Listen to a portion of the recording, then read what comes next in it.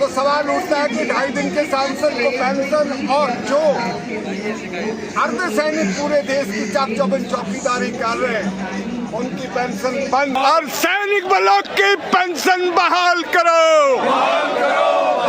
Delhi high court का OPS का फैसला लागू करो। अर्धसैनिक क्यों कहते हैं? अर्ध का क्या मतलब? वो आधा सैनिक है क्या? इन जवानों को जिनसे हम सब सुरक्षित हैं, वही सुरक्षित नहीं होंगे तो देश ही सुरक्षित नहीं रहेगा। तो उनको सबसे पहले ओपीएस में शामिल किया जाए। यही देश का सबसे बड़ा दुर्भाग्य है कि भारत की सरकार भारत के रक्षा करने वालों के खिलाफ जाकर के सुप्रीम कोर्ट पहुंच गई।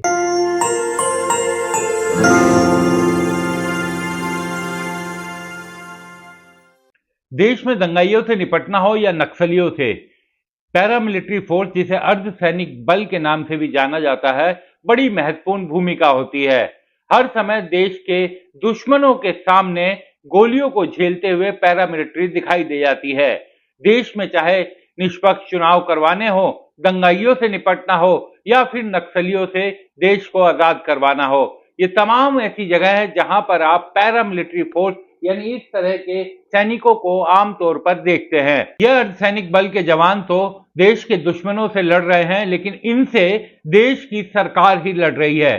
जी हां, आप सुनकर दंग रह जाएंगे, लेकिन देश की सरकार ही इन फोर्सेस के अधिकार के खिलाफ सुप्रीम कोर्ट तक पहुंच गई है। मामला दरअसल इन जवानों की पेंशन से जुड़ा हुआ है। इनका कहना है कि इन्हें भी सेना की तरह पुरानी पेंशन का फायदा मिलना चाहिए, लेकिन सरकार इन्हें पुरानी पेंशन नहीं देना चाहती।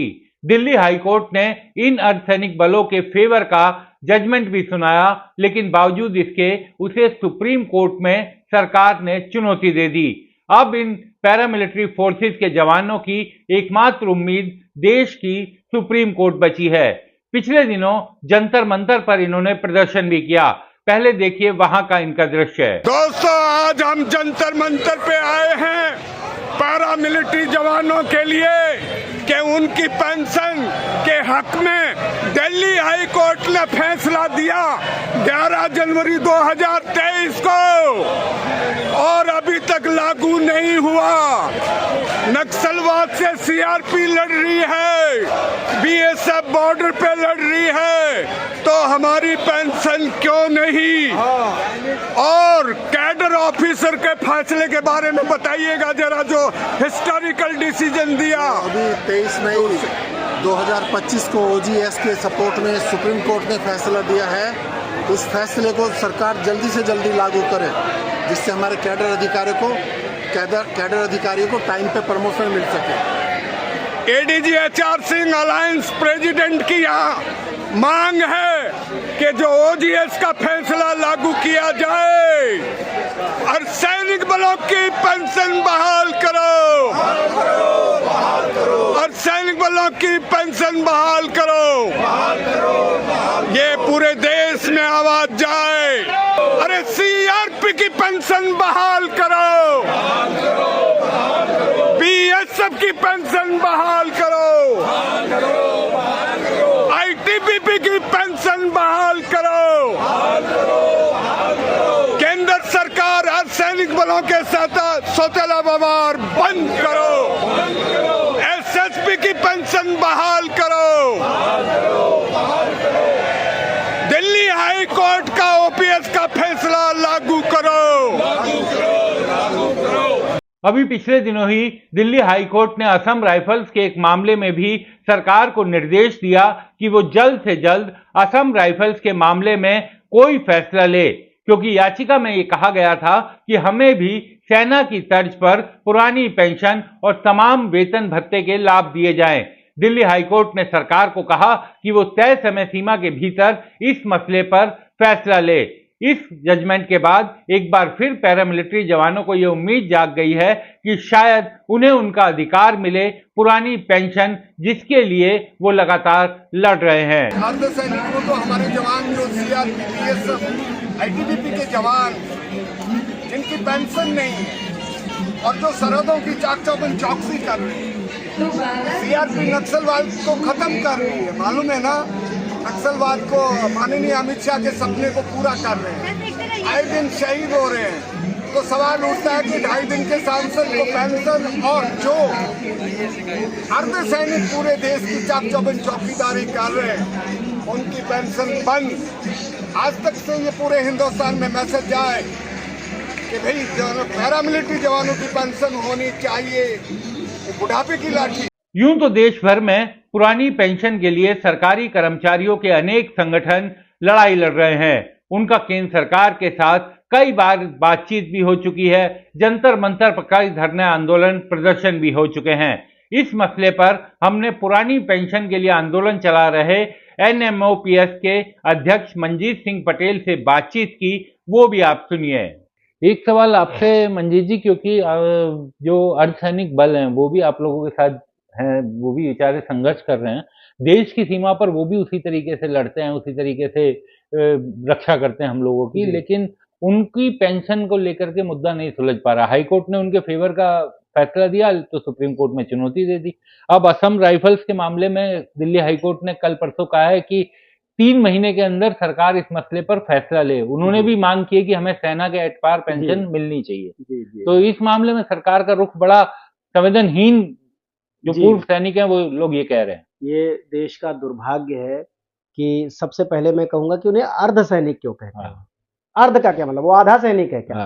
अरे जब देश में जब हमला होता है, बाहरी किसी दुश्मन से युद्ध चल रहा होता है, उस समय सेना बॉर्डर पे रहती है।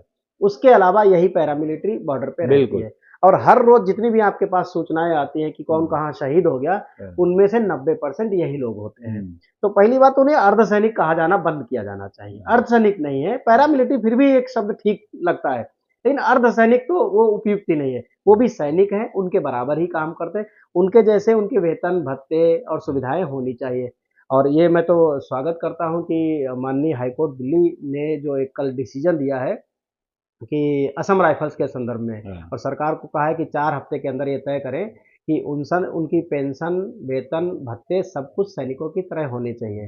पहले से भी कुछ केसेस चल रहे हैं, सरकार सुप्रीम कोर्ट गई हुई है, क्योंकि हमारे अर्धसैनिक बल, जिनको पैरामिलिट्री आप कह रहे हैं, वो पुरानी पेंशन की मांग कर रहे हैं। उनकी नौकरी बहुत कठिन होती है, बहुत विषम परिस्थितियों में रहते हैं। 20 साल के बाद नौकरी करना बहुत मुश्किल हो जाता है, और ऐसे केसेस में बहुत सारे लोग वॉलंटरी रिटायरमेंट लेते हैं 20 साल के बाद। तो सरकार से ये गुजारिश है, इस मामले में हम लोग लगातार प्रयास भी कर रहे हैं कि वॉलंटरी रिटायरमेंट के दिन से पेंशन देने का प्रावधान करें, और उनको कम से कम इन जवानों को जिनसे हम सब सुरक्षित हैं, वही सुरक्षित नहीं होंगे तो देश ही सुरक्षित नहीं रहेगा।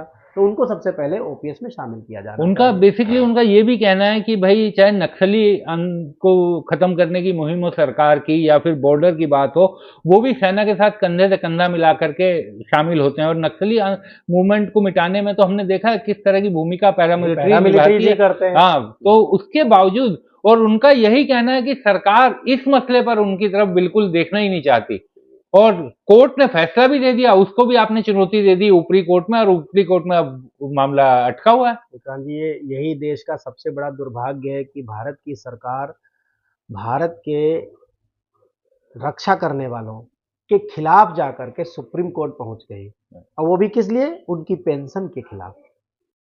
जो मतलब जो है, जो आदमी 20 साल 25 साल बॉर्डर पे रह करके किसी तरह जिंदा बच करके आया, देश की सुरक्षा करके, और वो उसको पेंशन ना मिले सही से, इसके लिए वो सुप्रीम कोर्ट पे चली गई कि उसे एनपीएस में ही रखा जाए। इससे बड़ा देश का दुर्भाग्य और नहीं हो सकता है।